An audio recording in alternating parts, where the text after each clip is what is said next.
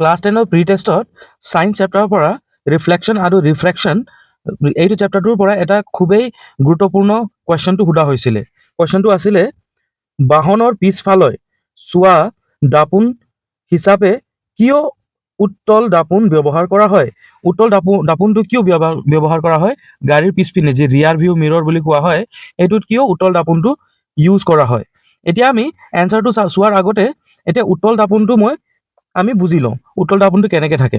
বাহিৰৰ ফালে এনেকুৱা ফুলি থকা দাপোনটোক উত্তল দাপোন বুলি কোৱা হয়, আৰু ভিতৰৰ ফালে সোমাই যোৱা এনেকে দাপোন এটাক অৱতল দাপোন বুলি কোৱা হয়। উত্তল দাপোনৰ কেৰেক্টাৰিষ্টিক্সটো এতিয়া চাবা, যেতিয়া পোহৰটো এনেকুৱা পৰিব তেতিয়া পোহৰখিনি বাহিৰলৈ ডাইভাৰ্জ হৈ যায়, বাহিৰলৈ গুচি যায়।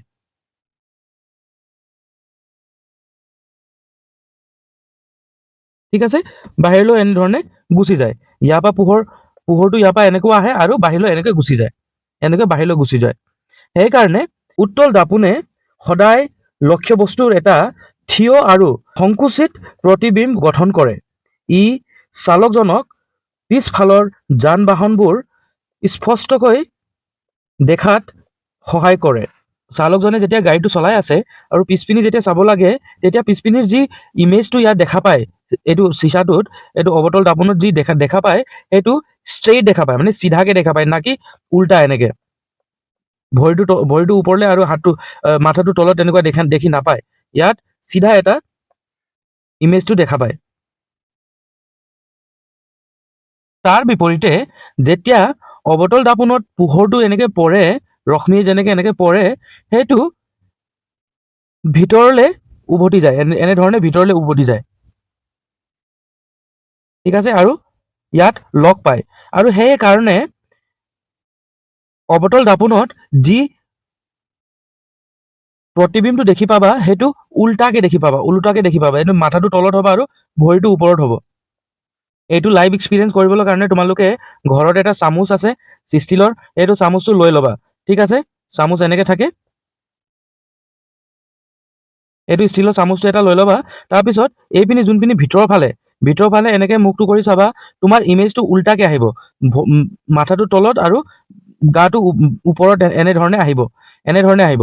কিন্তু যেতিয়া আগফালৰ পৰা চাবা, কিন্তু পাছফালৰ পৰা যেতিয়া চাবা, তেতিয়া যেনেকে থিয় হৈ আছা মানুহে, মাথাটো ওপৰত আৰু ভৰিটো তলত, তেনেধৰণে আমি দেখা পাম চামুচ এডালত। এতিয়া দুসৰা কাৰণটো হ'ল বহল দৃষ্টি পৰিসৰ। যি এইটো পোহৰটো বাহিৰলৈ ডাইভাৰ্জ হৈ আছে, বাহিৰলৈ গৈ আছে, সেইকাৰণে গাড়ী চালকে পিছপিনিৰ যি বস্তুটো আছে সেইটো ৱাইড ৰেঞ্জত চাব পাৰিব, মানে ইমান ডাঙৰকে এনেকে জেগাটো এটা চাবলৈ পাব। তাৰ কম্পেৰিজনত এইটো অৱতল দাপোনত সৰু এটা এৰিয়াটোহে চাবলৈ পাবই। উত্তল দাপোনবোৰ বাহিৰলৈ বেকা হোৱাৰ বাবে ইয়াৰ দৃষ্টি পৰিসৰ, ফিল্ড অফ ভিউ, এই ৰেঞ্জটো যি কৈছিলো মই, ৰেঞ্জটো সমতল দাপোনতকৈ বহুত বেছি। সমতল দাপোন কাক বোলে? যি আমি সদায় ঘৰত নিজকে চাবলৈ কাৰণে ভিউ মিৰৰ যি আছে সেইটো চাওঁ, তাক সমতল দাপোন বুলি কোৱা হয়। সমতল দাপোনতকৈ বহুত বেছি।